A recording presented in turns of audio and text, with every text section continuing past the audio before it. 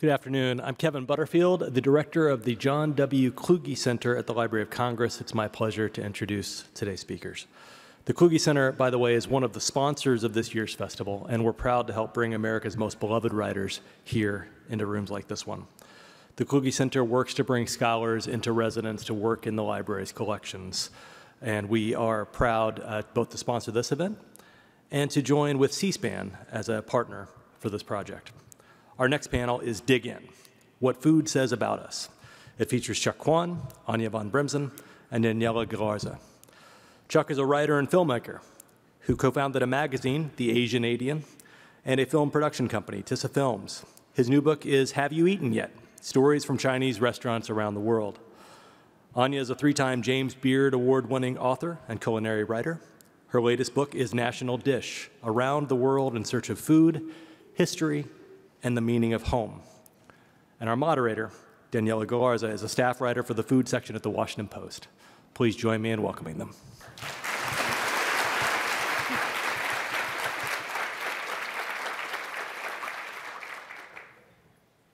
Hi, everyone. How was everyone today? Good. Yeah? Excellent. You had a good trip in? Chuck from Yes, I from did. Toronto, Very nice. and Anya from New York. Stella. So fast. Nothing beats it. I love it. I wanted to do a brief introduction. If people haven't read the books yet, I highly, highly recommend them. They're selling them here, actually, and they'll be doing a signing after this. But National Dish and Have You Eaten Yet? I've read in the past few months, and I have fallen in love with them. I was just enamored with the curiosity and the depth that you approach the reporting.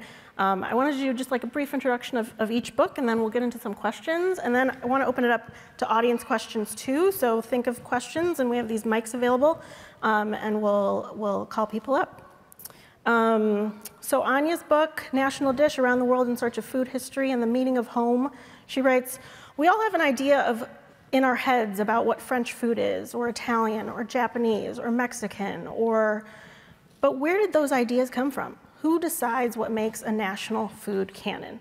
In National Dish, von Bremzen sends out to investigate the truth behind the eternal cliche, we are what we eat, traveling to 6 storied food capitals, going high and low, from world-famous chefs to scholars to strangers in bars, in search of how cuisine became connected to place and identity. And then Have You Eaten Yet? Stories from Chinese Restaurants Around the World by Chuck Kwan. From Cape Town, South Africa to small town Saskatchewan, family-run Chinese restaurants are global icons of immigration, community, and delicious food. The cultural outposts of far-flung settlers, bringers of dim sum, Peking duck, and creative culinary hybrids, Chinese restaurants are a microcosm of greater social forces. They're an insight into time, history, and place. In his book, Chuck Kwan, a self-described card-carrying member of the Chinese diaspora, weaves a global narrative by linking the myriad personal histories and stories of chefs, entrepreneurs, laborers, and dreamers who populate Chinese kitchens worldwide. As I was reading this book, I realized how timely it is, but books take years to develop, from pitching to conception to the actual writing. What encouraged you or inspired you, and why did you write these books today in the early 2020s? I actually started, I made a documentary series called Chinese Restaurants 20 years ago.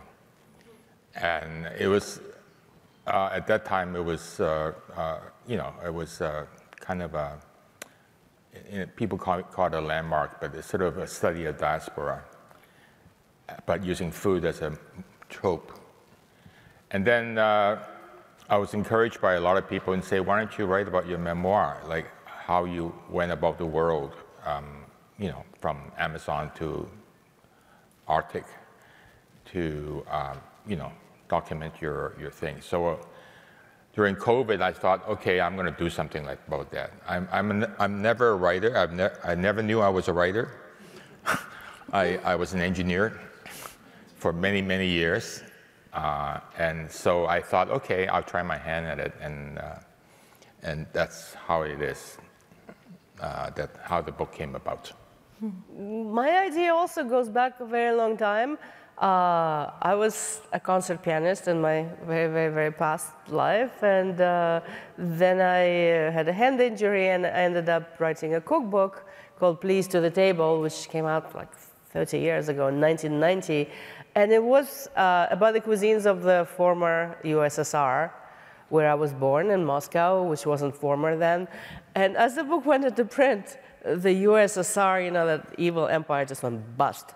Completely combusted. So people were joking to me, oh, why don't you make your book a tear-off calendar? Because like Latvia separated, Ukraine separated, Kazakhstan separated. So it was like, okay. And then I kept going back to these post-Soviet spaces in the next, you know, over the next 20 and now 30 years. And you kind of literally saw nations in the making, you know, in real time, you know, with national narratives, national identities, and national cuisine, where before they used to be part of the empire.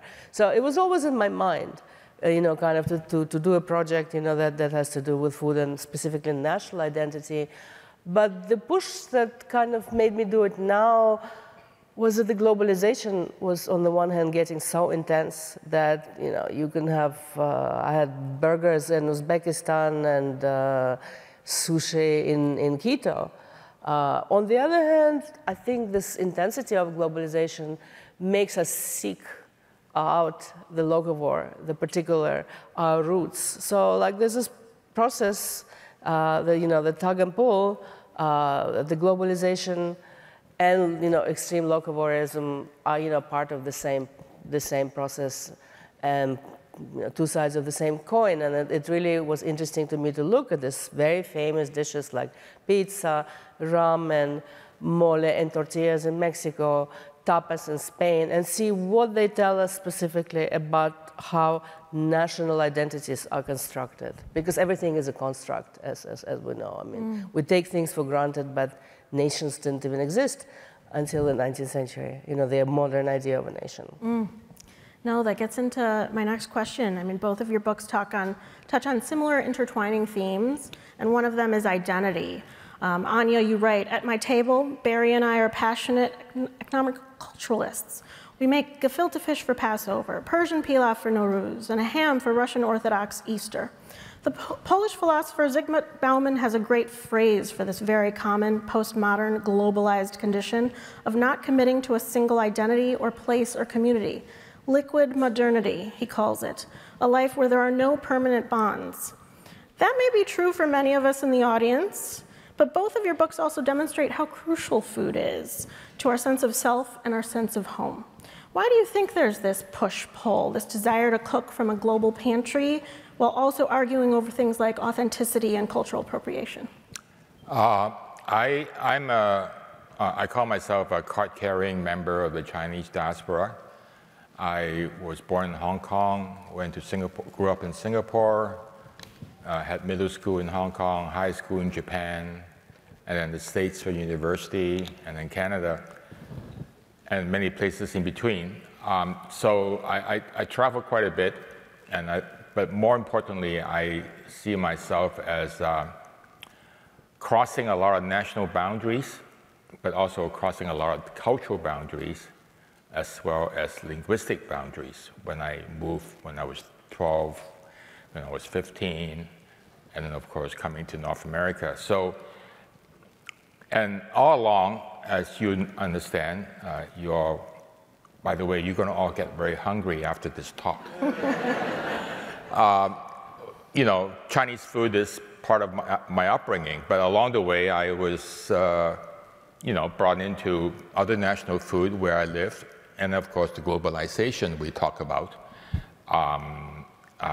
You know, so you have hamburger in Japan, way back, you know.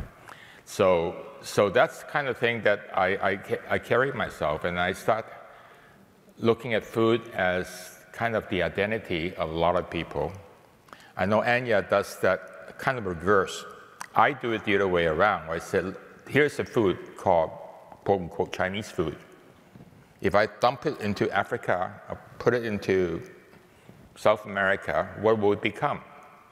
So what I see is stories of assimilation, integration, adaptation, and of course resilience of the Chinese diaspora, of having survived. I went to 15 countries, only one of my Chinese restaurant owner was previously a cook. Everybody else was not even close to a kitchen. So that tells you the kind of survival that Chinese restaurants allow an immigrant into a new country to survive and then grow the family and become citizens. I think what the original question was, why do we kind of cling to these dishes that we think express our identity? I mean, again, it's what we talked about before. As globalization gets more intense and we all have these complicated, hyphenated identity. I was born in the Soviet Union, but I'm Jewish, and we immigrated, and I have an apartment in Istanbul, and I travel for work.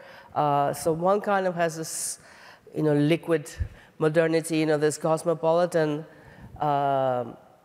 sense of oneself, and so many people now with digital nomadism, people. I mean, you just see, this little diasporas all over the world. But at the same time, we have this intense urge to connect food to place, and food is just the most visceral and the most immediate expression of something, of home, whatever that home might be, of family, of table.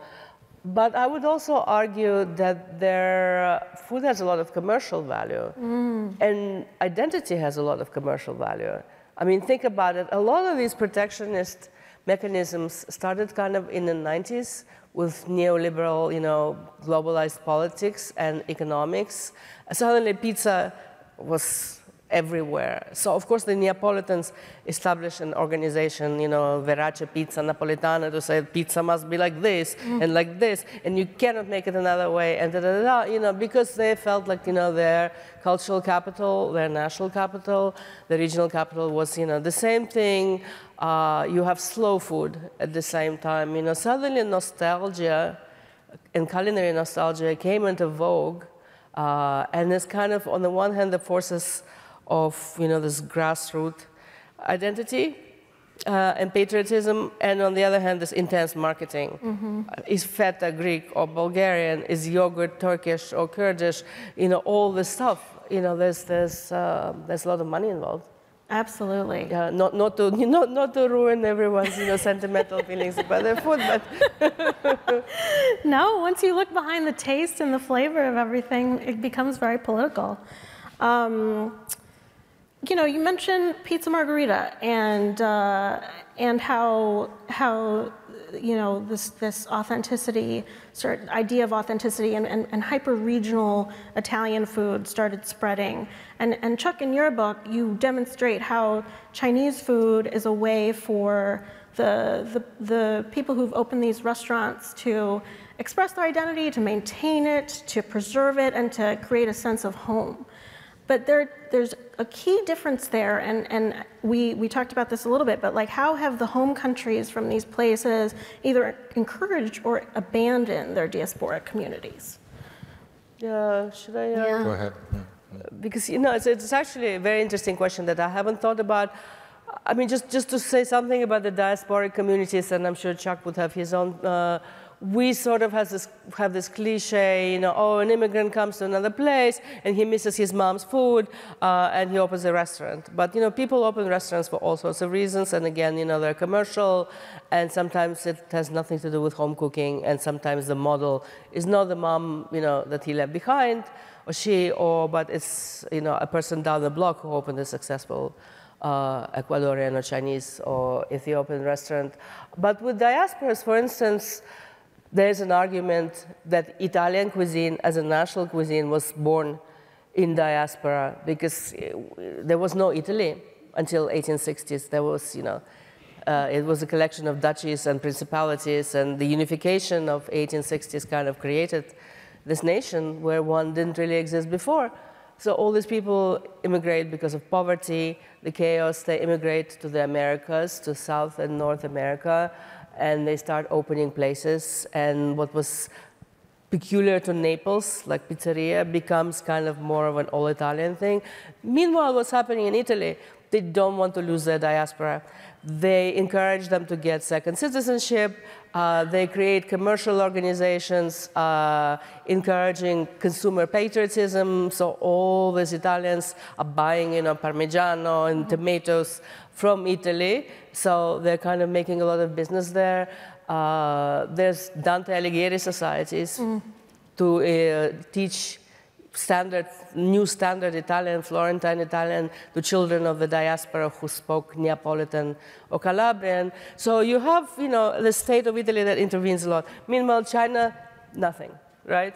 They just, so it's a very different sense of patriotism and of association with home.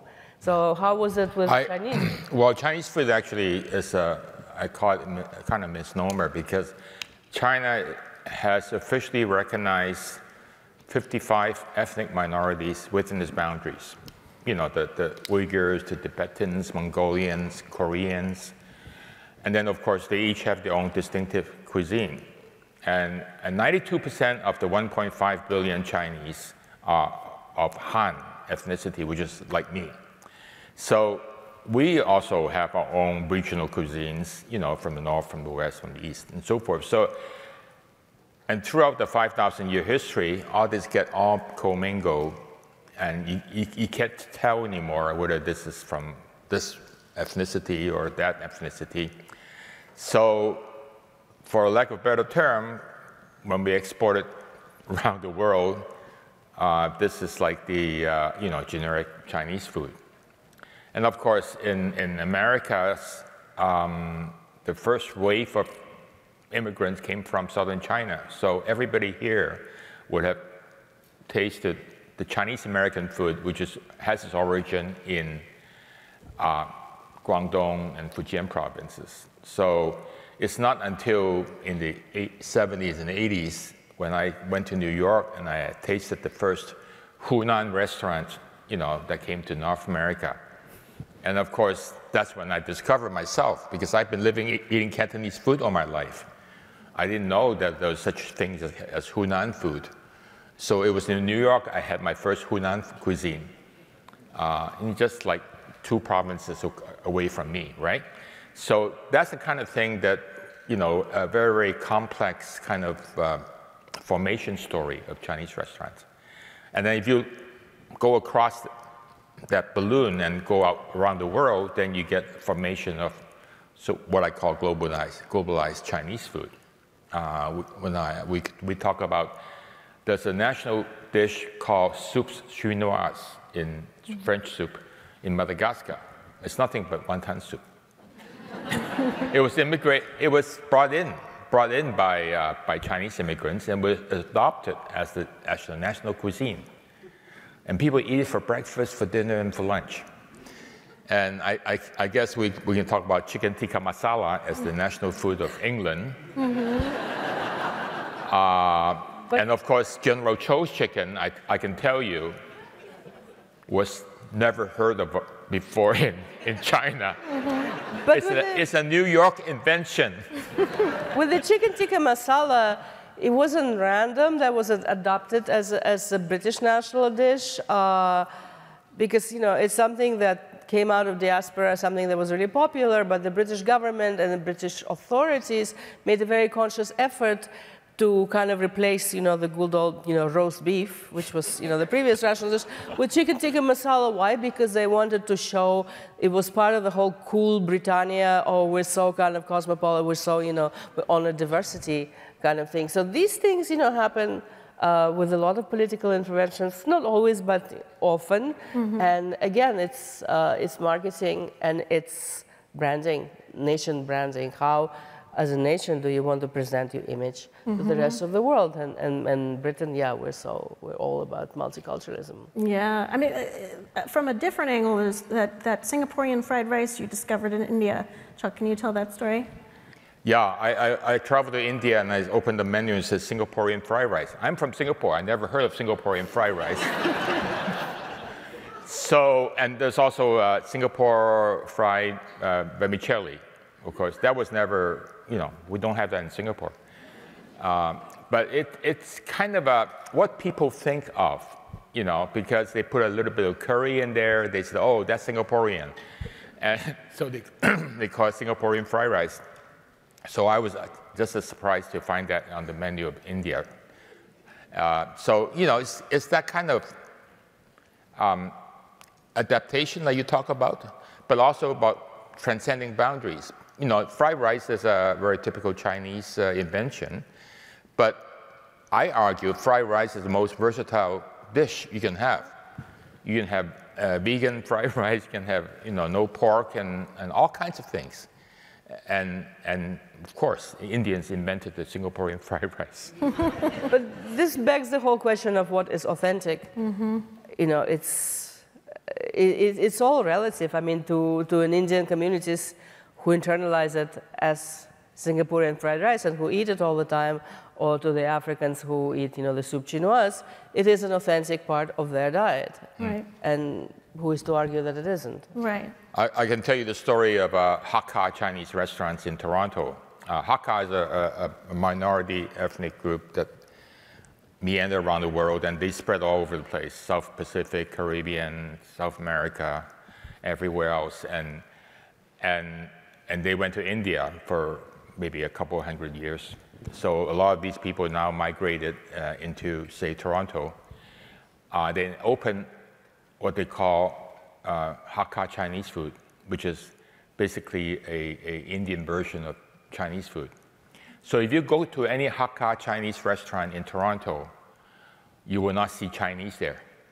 You will only see South Asian taxi drivers or families, because if you ask them, that's the Chinese food they know at home, back in India.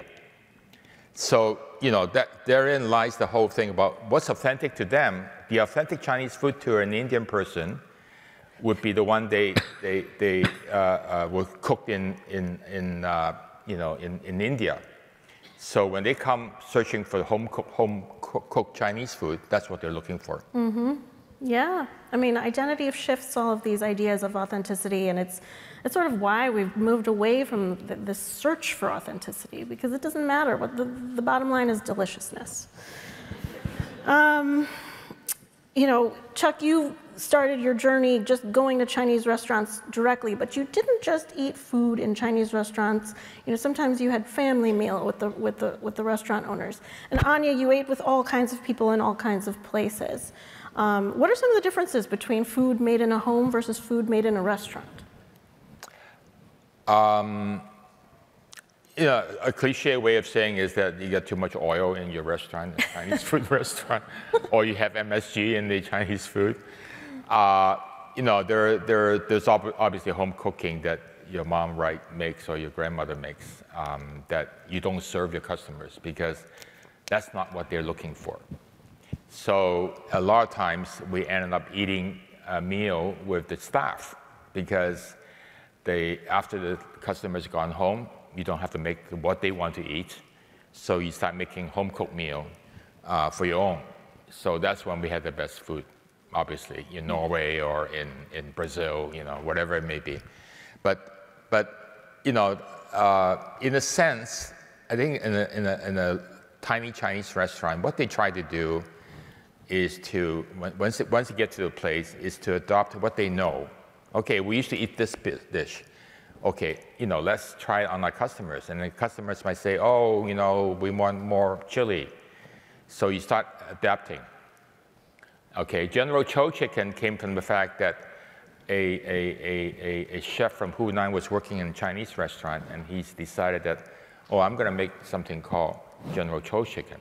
Of course, General Cho is a real person, but he never heard of his own chicken before. But that's how General Cho chicken became an American food.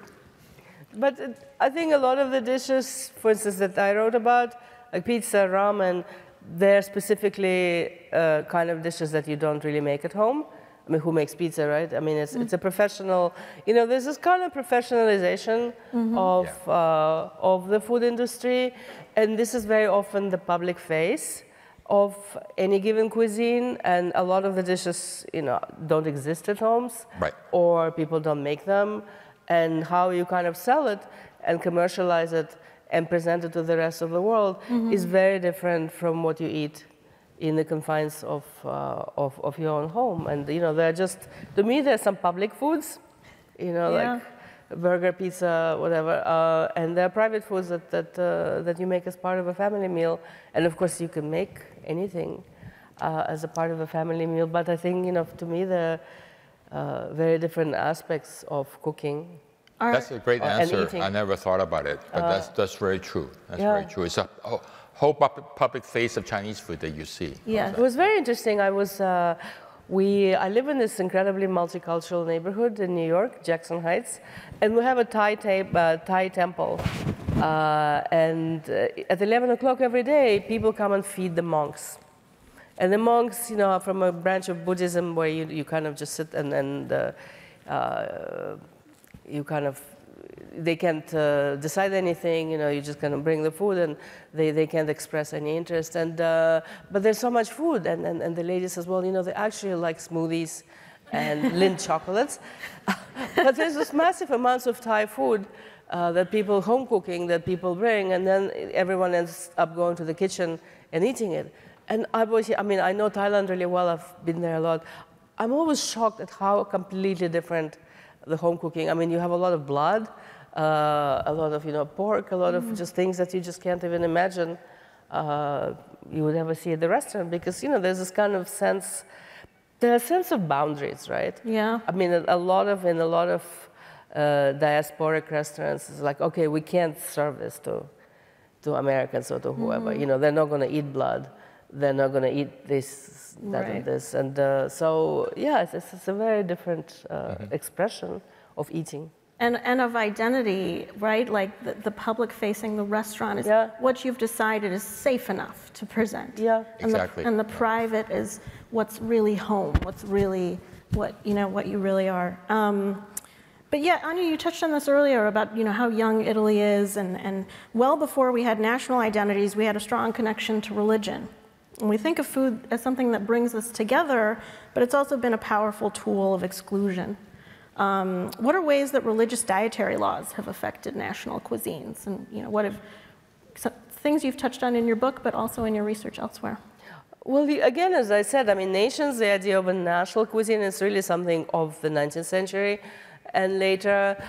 But before that, you had all this other kind of identifications, right? You're identified according to your religion, your ethnic clan, your language, and the religion is one of the strongest kind of sources of prohibition and taboos, because think of the Jews and the Muslims who can't eat pork, thinks of the Catholics who impose pork. And in my chapter on Seville, on tapas, I have a whole story about jamón, which is very fashionable, right? The jamón, and how much is tied to Catholicism, because after the Jews were expelled from Spain in 1492 and the Muslims had to go underground, how did you measure the sincerity of one's conversion? Because whoever stayed, the Muslims and the Jews stayed in Spain, they had to convert. But were they really, good Catholics? So the Inquisition, believe it or not, had all these tests for people. They would try to see if people would eat pork. And I read hours and hours of Inquisition proceedings from the 15th century and the 16th century. And food is such a powerful identifier. Oh yeah, and then she looked at the bacon and she looked disgusted, so she must be a fake Catholic. It was literally like this, and then you could get waterboarded or set on fire. So yeah, religion is a really powerful indicator of this expression, we are what we eat.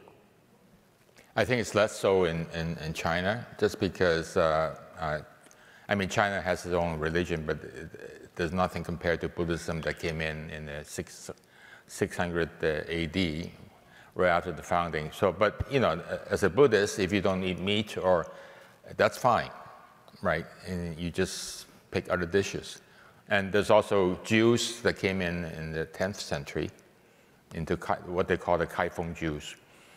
They settle in one part of China, and then of course they have their own dietary restrictions, but that's fine. So the Chinese are more kind of welcoming of diversity eating habits than I think most Europeans.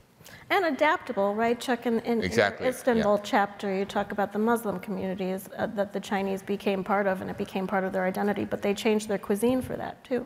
Yeah, all you do is eliminate pork and then no alcohol in the restaurant. But then the owner complained that, wow, the modern Turks, they don't care anymore. They just come in demanding pork, and we turn them away because, you know, that's the way the modernity is, you know, encroaching on everybody.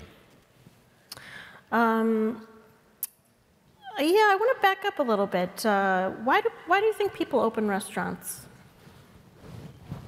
Survival, for me, I think for the Chinese. Yeah. You mean why ethnic diasporas open restaurants, or why generally people open restaurants? Ethnic diaspora. Yeah, I think a lot of it has to do with survival. And I mean, you see, different diasporas operate very differently. You know, for instance, a lot of the Hispanic people, you know, they work already in the restaurant industry, right? So they kind of come across this, you know, and then they would go back to the neighborhood and open. I see, for instance, Thai diaspora in my neighborhood, and we have like the very intense, and it's kind of fashionable. There's a lot of just young people, and they go back to Bangkok, and they take a cooking class, and they sort of create the spaces, you know, where, you know, they do these Thai desserts. For some people, it's just a way to provide nourishment to the rest of the diaspora. Like when I came from the USSR, we left without the right of return, and we had to abandon our citizenship. It was the Iron Curtain Day, and, you know, this Russian, Jewish, you know, Soviet melting pot restaurants on Brighton Beach was the only way that we could eat the food that we missed. And yes, I mean, but ultimately, yes, you have to make money. Right. But it creates these communities. That was something you know, Chuck, you were talking earlier today about how you avoided Chinatowns in your research. Talk a little bit more about that. How you thought out these restaurants. Oh, that's just my pet peeve. No, when I made the film, I want to break the barrier, a stereotype barrier. Just like when I asked my publisher not to bring any Chinese stuff on my cover. I don't want golden dragon, I don't want red lantern on my cover, because I want to break the cliche of what Chinese food is. And to a lot of North Americans, at least, you know, Chinese food is also almost always associated with Chinatowns. And I just want to get out from there. And besides, you get more interesting stories going outside of Chinatown than, you know, I did my North American story in a little town called Outlook, Saskatchewan. So, you know, 1,000 people, but there are 2 Chinese restaurants there. And there are stories about, you know, anyway, I won't go into that, but that's, you know, it's the kind of, and that story was like the Chinese restaurant was open very late, so teenagers come in after the movie just for coffee, apple pie, and so it became a community center, and I wanted to show that kind of the role especially an ethnic restaurant serve, you know, as a community kind of gathering. You know, you go into this Italian restaurant, you see old Italian men coming in and having big family meal, and that's their community center. You know, so I wanted to show that part of that aspect of. But in a way, the aspiration, the sign of making it, is attracting the people outside the diaspora. Exactly. So okay, you know, so you broke through that, you know, ethnic ghetto, and then, you know, you made it big, and now you have 34 restaurants across, you know, 7 continents. Sign of success. Yeah. We talked about how it's impossible to talk about food without talking about politics. And both of you address this very directly in your epilogues. You can talk about that a little bit. You want to go first? So my book is in 6 chapters. It went through Paris, Naples, Seville, Istanbul, Oaxaca, to look at all these national dishes. And since I live in this multicultural neighborhood in Jackson Heights, my idea was to do an American feast, to do Thanksgiving, in this neighborhood where it was, there are 186 languages.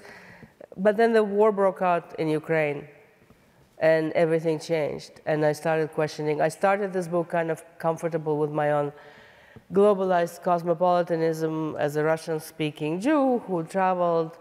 And suddenly, there was just this intense, tragic conflict. And food is always part of these things. And my epilogue is about borscht, which is a Slavic beet soup that we all make in the Slavic world, and that I grew up eating. And in fact, when I heard news about the war, my mom's borscht was sitting in my fridge. But Ukrainians claim correctly that it is a Ukrainian national dish. And even before this full-scale invasion, there were all the spats between Russia and Ukraine, who does it belong to. And it was a very tragic chapter to write because it really made me, it brought this whole idea of national identity and food in this like visceral, just extremely perturbing way, to my own dinner table. The whole kind of thing just exploded. And so I ponder, who does borscht belong to? And can you really make a cultural claim to a dish? And in fact, borscht got the UNESCO Intangible Heritage listing, I think, a year after the war broke out. And part of it was having to relinquish who I was, because, I hated Putin so much, and so did my mom. I didn't want to speak Russian. I felt somehow guilty. I felt like my Ukrainian friends weren't talking to me. And the whole idea that we'll all, one day eat borscht together just exploded. I asked Ukrainians, I said, do you think Russians and Ukrainians will ever eat borscht together? They're like, not until the Ukrainians who win this war and Russians who lose this war, 2 generations passes. And I also asked myself, was I guilty of any kind of cultural colonialism as a Russian person thinking about Ukraine?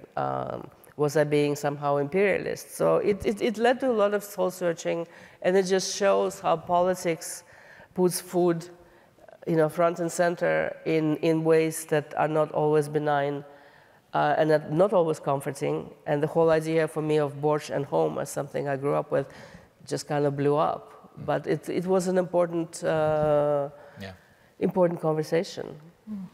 My book is actually all about politics of immigration, politics of racism, and many things else. And when I started writing the book, it was also because of a lot of the Syrian refugees were coming in, the Iraqi refugees, and so the North American society at least was looking again at the whole immigration compared to turn of the century, last century, where a lot of Chinese or Japanese immigrants coming in, or Italian and Greek. Mm-hmm. So in that sense, it's about immigration. But then in terms of Chinese immigration, they bring together with them their history. So I talk a lot about the Chinese Civil War, Mao Zedong, Communist China, Taiwan, and of course all the politics that involve in it, and including I have a Chinese Vietnamese boat person who came on a boat on escaped Vietnam, and that's all about Vietnam War. So it's all that kind of thing coming in together. And then I started writing earnestly during the COVID, and then my agent then says, Chuck, you have to write about, anti-Asian racism, because that was like after George Floyd and after all that stuff, and the pandemic came, and the Asians were being blamed for the flu that came in and so forth. So I think, okay, what I would do is I would address that anti-racism, Asian racism directly, because the racism I addressed before was, railroad workers coming in, to build the railroads for North America and all that stuff. But now I'm dealing with a modern day anti-Asian racism that, again, I dealt with the Japanese internment camps during the World War II, that was the last kind of, what we see is the last wave of really anti-Asian, because the Japanese were treated as enemy aliens. And they were all put into internment camps during the World War II. So in that sense, I'm trying to address, sort of upgrade the, modernize the racism into the current times. I really appreciated how you both wove in your personal narratives and your own changing senses of identity as you did this research and reporting and travel. That it made you question your own worldviews, and I found that really insightful and powerful. We've done a lot of talking about, these broad topics. I write about food and recipes and cooking in a really small way. And so, I wanted to ask you, do you think that thinking deeply about what we eat actually connects us to others? We're always saying, like, if we just sit down at a table together, everything will be okay. We can solve the world's problems over a meal. Or is that just sort of wishful thinking that food writers like me talk about? But that's what I address with the Borscht, for instance, chapter. I mean, the Palestinians and the Israelis are going to eat some hummus and, resolve everything. I mean, it's a very hopeful and very potent trope that food brings us together.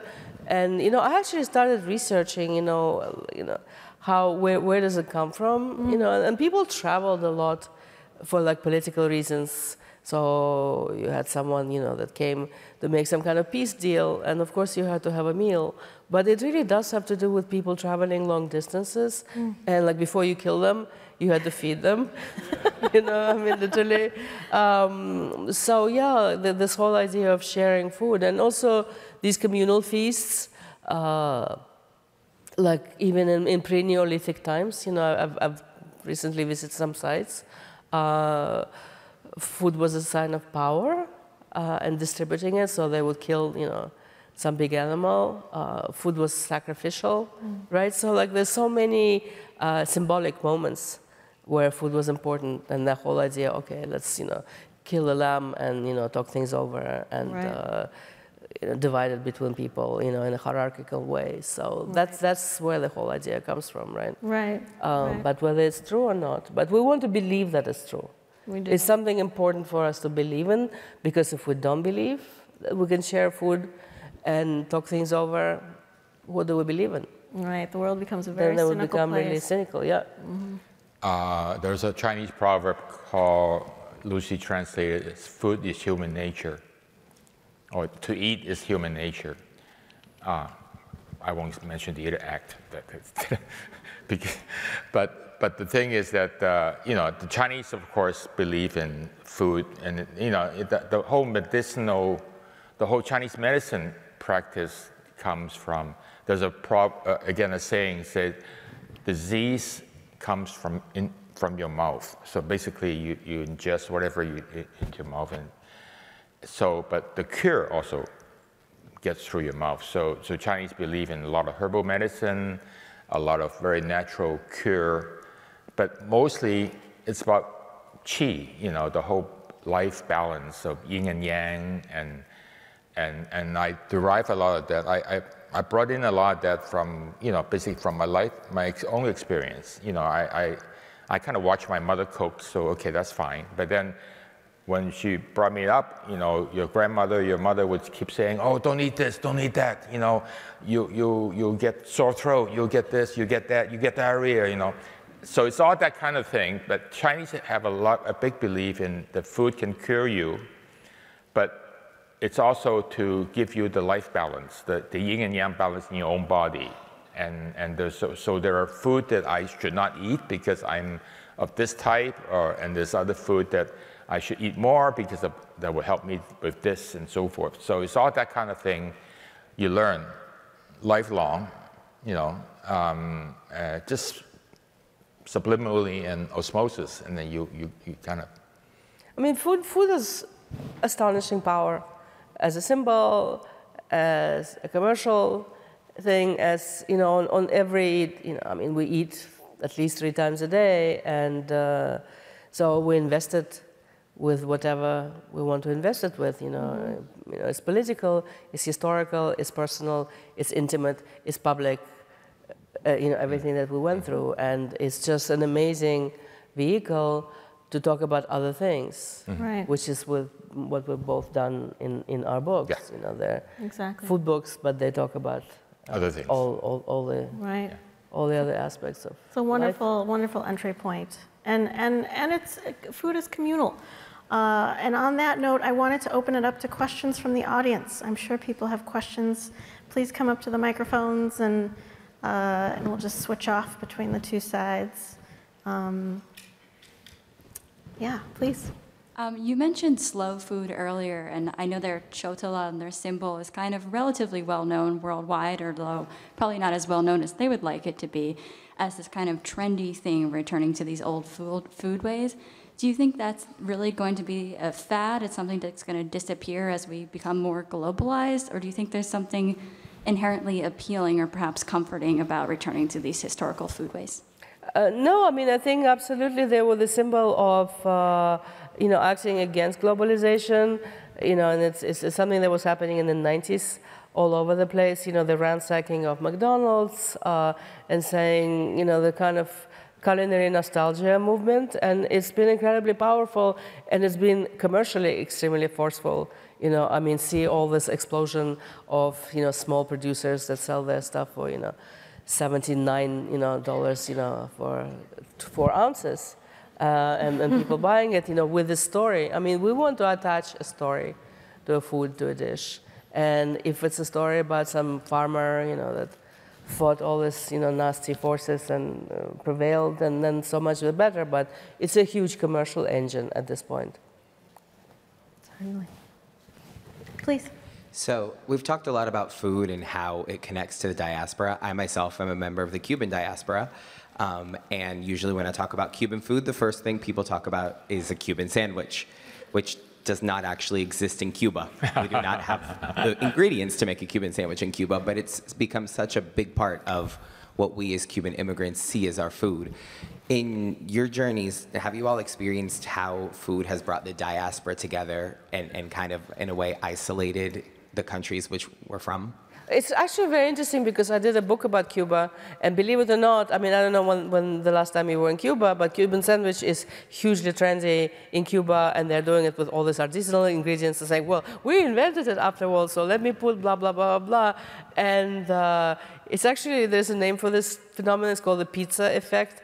When something travels abroad or, you know, is invented abroad, but then comes back to its own country of origin as like the thing, and suddenly the Cubans are literally saying, they used to say, well, we don't know what this Cuban cubano is. And now like, yeah, I mean, it's ours, of course. You know? Thank you.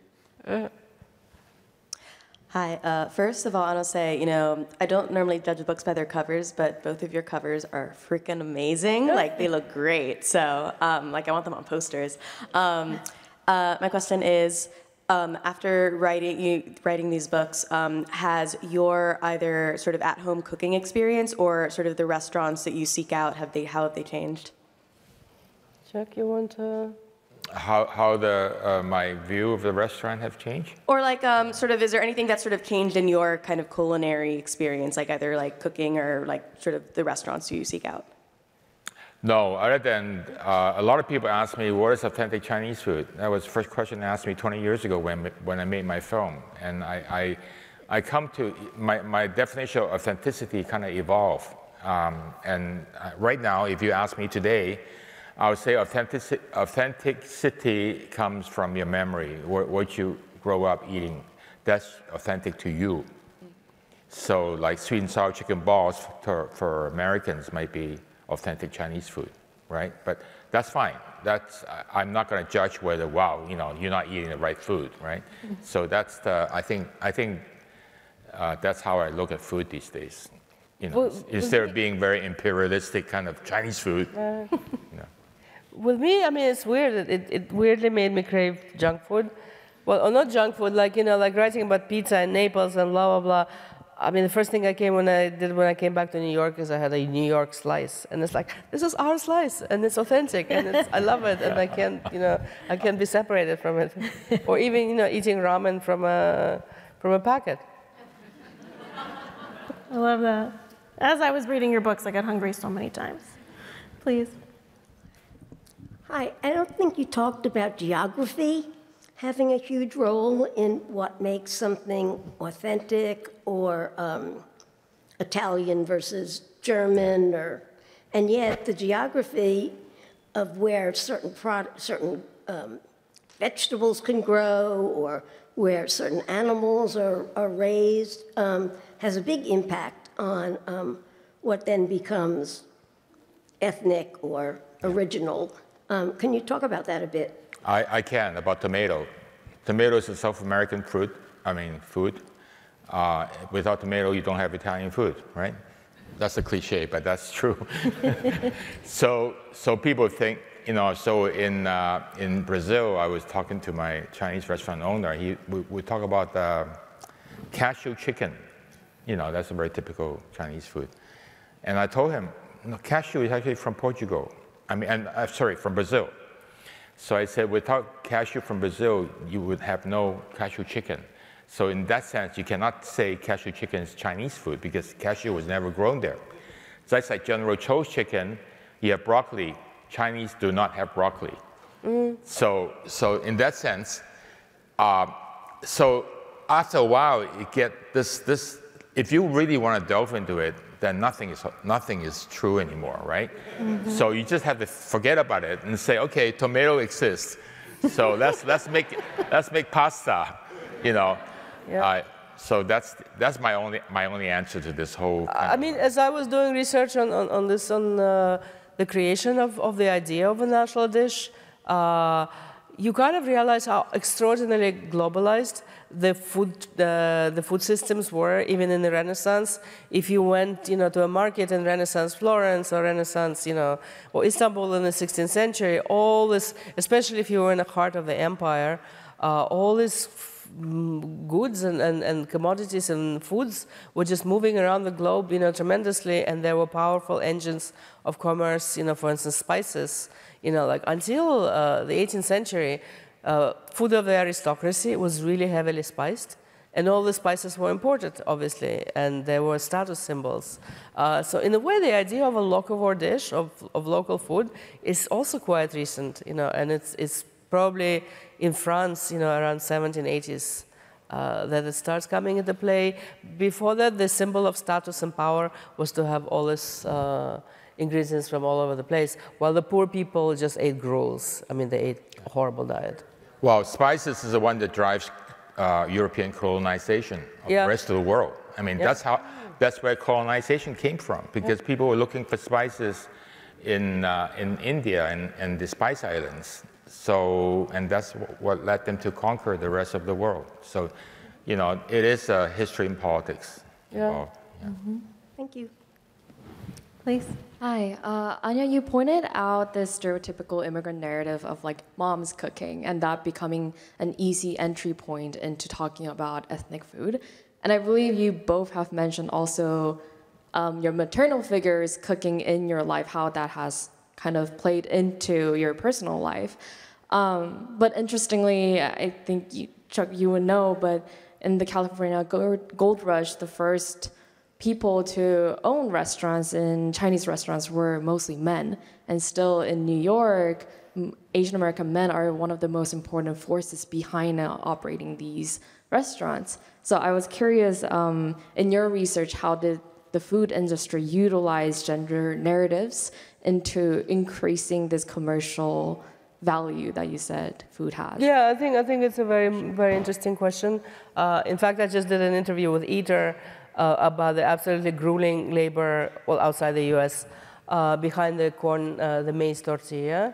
I think it goes culture by culture. In certain cultures, cooks are women, and even commercial cooks, like in a lot of Thai restaurants, and I actually researched this, they would put a woman in charge of the kitchen. Like I would say most of the Hispanic restaurants, men, and it's men who work in, kind of fancy restaurants, let's say in Manhattan or whatever, doing other, other parts of the, and then they opened in Chinese restaurants. Yeah, I think mostly. Well, right?